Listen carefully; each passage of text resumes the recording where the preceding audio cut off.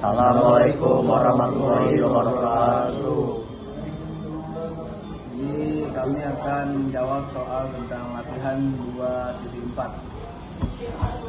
Oke, yang pertama itu pertanyaan, mengapa pajak harus bersifat memaksa?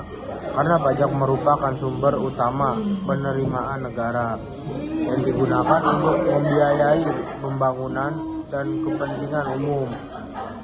Agar semua warga negara memenuhi kewajibannya secara adil dan tidak ada yang menghindar, maka pemungutan harus bersifat memaksa berdasarkan Undang-Undang Dasar. Selanjutnya nomor 2, fungsi pajak dalam bidang ekonomi dan sosial. Pajak memiliki fungsi sebagai berikut. Fungsi mengatur. Pajak digunakan untuk mengatur kegiatan ekonomi, misalnya dengan menaikkan pajak barang mewah untuk mengurangi konsumsi atau memberi keringanan pajak untuk mendorong investasi. Yang kedua, fungsi sosial. Pajak digunakan untuk pemerataan kesejahteraan masyarakat, seperti membiayai pendidikan, kesehatan, bantuan sosial, dan pembangunan fasilitas umum. Selanjutnya yang nomor 3, pajak pusat dengan pajak daerah. Pajak pusat, pajak yang dipungut oleh pemerintah pusat dan digunakan untuk membiayai keperluan negara secara nasional.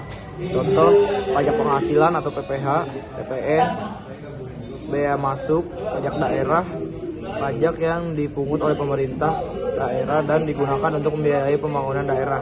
Contohnya, pajak kendaraan bermotor, pajak hotel, dan pajak restoran. Lanjut yang nomor 4, yaitu sistem pemungutan pajak di Indonesia.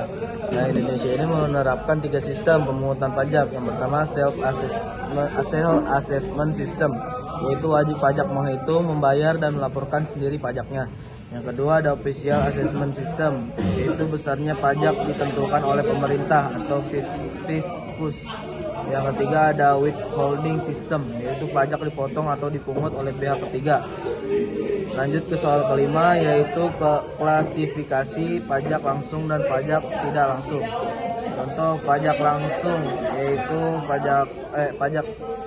pajak penghasilan itu pajak langsung, pajak kendaraan bermotor itu pajak langsung, pajak bea masuk itu pajak tidak langsung, pajak bumi dan bangunan itu tidak langsung, pajak pertambahan nilai itu tidak langsung, pajak penjualan barang mewah itu tidak langsung, dan terakhir pajak ekspor tidak langsung.